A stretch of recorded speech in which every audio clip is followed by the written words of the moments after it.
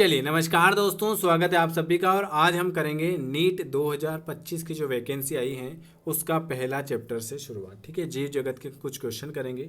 जो नया है चैनल को सब्सक्राइब कर दीजिएगा, बेल आइकन को प्रेस कर दीजिएगा और वीडियो कैसा लगे कमेंट जरूर करें। और जिनको डेली क्लास में जुड़ना है 5 तारीख से आपकी डेली लाइव क्लास चल जाएगी, तो आप इस नंबर पर व्हाट्सअप कर सकते हैं अगर फ्री क्लास में जुड़ना है तो। हम करेंगे 20 से 25 क्वेश्चन आज। पहला क्वेश्चन आपके सामने लिखा हुआ है, ये लीजिए क्या लिखा हुआ है। स्थिर जाति संकल्पना किसने प्रस्तावित की थी? पहले नंबर का क्वेश्चन, स्थिर जाति संकल्पना वो करी थी कैरोलस लीनियस ने। स्थिर जाति संकल्पना किसने करी थी? कैरोलस लीनियस ने। कैरोलस लीनियस ने 1758 में द्विनाम पद्धति का विकास भी किया था। अगर आपसे पूछ ले कि द्विनाम पद्धति का विकास किसने किया था, तो ये किया था हमारे कैरोलस लीनियस ने। कब किया था? 1758 में। और स्थिर जाति संकल्पना ये भी इन्होंने दी थी, लीनियस ने। न्यू वर्ग की सिस्टोमेटिक शब्द का उपयोग सबसे पहले किसने किया था? सिस्टोमेटिक शब्द का उपयोग सबसे पहले किसने किया था? सिस्टोमेटिक शब्द का सबसे पहले प्रयोग जूलियस हेक्सले ने किया था।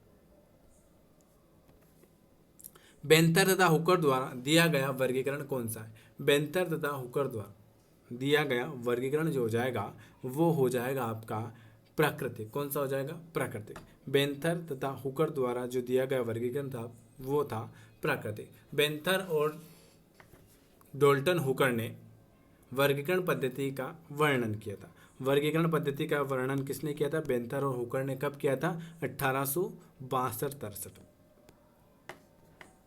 वर्गीकरण की कृत्रिम पद्धति सबसे पहले किसने दी थी? वर्गीकरण की कृत्रिम पद्धति सबसे पहले Pliny the Elder. Pliny the Elder. Pliny the Elder. वर्गीकरण की कृत्रिम पद्धति प्लिनी द इडलर। चलिए, लीनियस द्वारा उपयोग की गई वर्गीकरण की पद्धति कौन सी है? लीनियस, कैरोलस लीनियस द्वारा उपयोग की गई वर्गीकरण की पद्धति जो हो जाएगी वो आपकी कृत्रिम हो जाएगी। कौन सी हो जाएगी? कृत्रिम हो जाएगी। चलिए, लीनियस ने नामकरण की एक पद्धति का विकास किया था जिसे आप क्या कहते हो? लीनियस ने नामकरण की एक पद्धति का विकास किया था जिसे हम कहते हैं कौन सा? द्विनाम पद्धति। कौन सा? द्विनाम पद्धति। किसने दिया था? कैरोलस लीनियस ने। टेक्सोनोमी या वर्गीकरण की आधारभूत इकाई या सबसे छोटी इकाई कौन सी?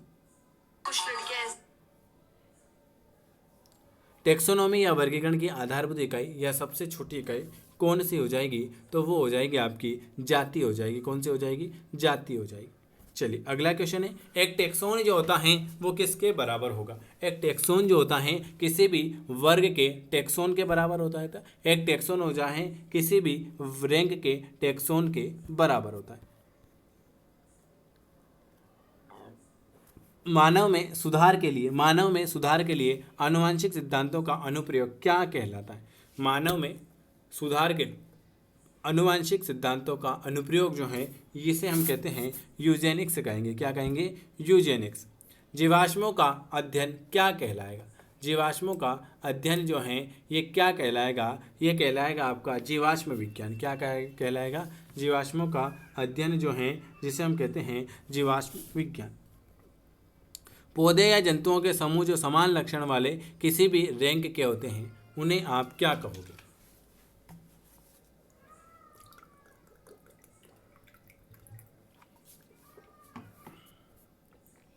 पौधे या जंतुओं के समूह जो समान लक्षण वाले किसी भी रैंक के होते हैं उन्हें हम टेक्सान कहेंगे।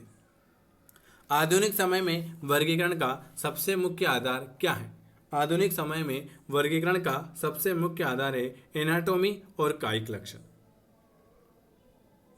पारिभाषिक शब्द फाइलम किसने दिया था? फाइलम जो है ये किसने दिया था?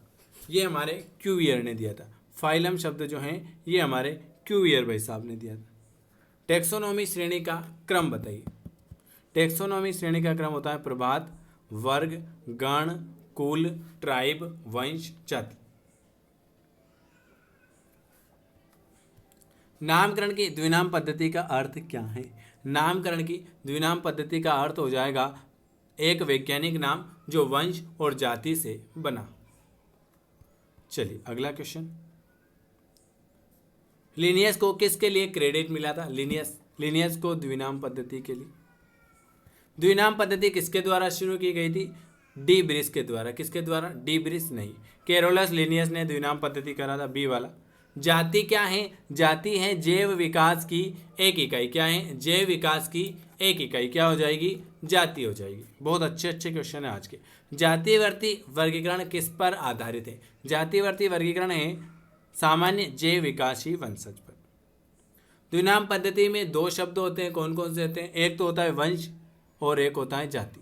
गण, कुल, जाति ये नहीं, वंश और जाति। द्विनाम पद्धति का अर्थ होता है वंश और जाति। बिना जातिवर्ती के वर्गी की बिना मांस की हड्डी के समान होती हैं, ये किसने कहा था? ये हमारे तख्ताजन भाई साहब ने कहा था। तख्ताजन, इन्होंने नहीं भी नहीं कहा, इन्होंने भी नहीं कहा, इन्होंने भी नहीं कहा। बिना जातिवर्ती के वर्गी की बिना मांस की हड्डी के समान होती हैं, ये हमारे तख्ताजन भाई साहब ने कहा था। एक सिम्पेट्रिक जनसंख्या जो बाह्य संरचना में समान लेकिन उनके बीच आपस में प्रजनन नहीं होता है, उसे आप क्या कहोगे? एक सिम्पेट्रिक जनसंख्या जो बाह्य संरचना में समान होती हैं और उनमें प्रजनन नहीं होता है, उन्हें हम कहते हैं सिबलिंग जाति। कौन सी जाति कहेंगे? सिबलिंग जाति। 5 स्तंभ के वर्गीकरण पद्धति में किसी भी एक संघ में नीले हरे शैवाल, नाइट्रोजन स्थिरीकरण जीवाणु तथा मिथेनोजेक आर्की जीवाणु होते हैं, वो कहलाते हैं मोनेरा जगत। कौन से जगत कहलाएंगे? मोनेरा जगत। वे जातियां जो विभिन्न भौगोलिक क्षेत्रों में पाई जाती हैं, उन्हें क्या कहोगे? वे जातियां जो विभिन्न भौगोलिक क्षेत्रों में पाई जाती हैं, उन्हें हम कहेंगे एलोपेट्रिक। ये आज मैंने आपको 25 क्वेश्चन कराए हैं। आज का पहला क्लास था। वीडियो कैसा लगा कमेंट जरूर करें। चैनल को सब्सक्राइब नहीं किया है तो चैनल को सब्सक्राइब कर दीजिएगा, और कोई भी जानकारी लेना है तो आप इस नंबर पर व्हाट्सअप कर दीजिएगा। वीडियो देखने के लिए आप सभी का धन्यवाद।